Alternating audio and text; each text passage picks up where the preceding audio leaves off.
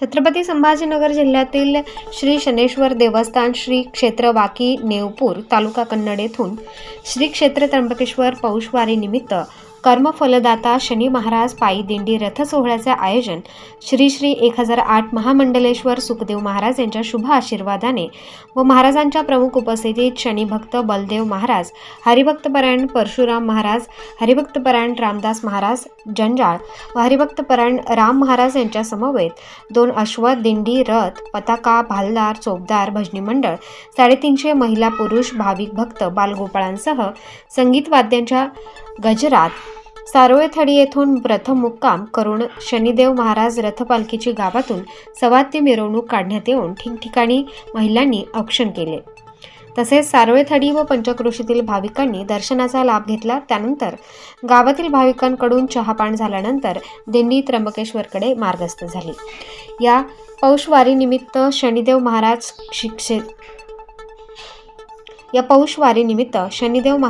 श्री क्षेत्र वाकी नेवपूर ते श्री क्षेत्र त्र्यंबकेश्वर रथ पालखी सोहळ्याचे प्रथम वर्ष असून दिंडीतील भाविकांची संख्या व उत्साह अवर्णनीय होता।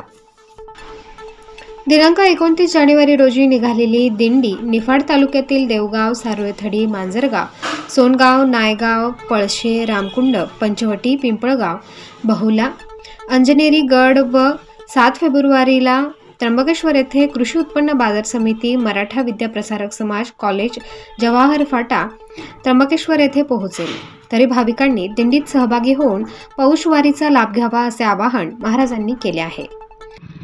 आज या ठिकाणी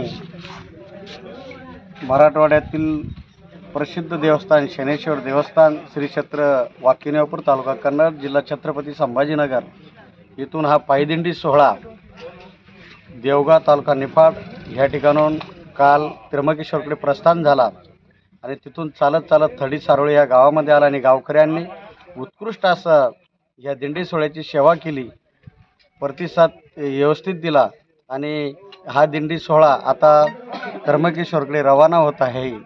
शनेश्वर भगवान की जय। स्टार न्यूज साठी मुकुंद आव्हाड, सारोळेथडी।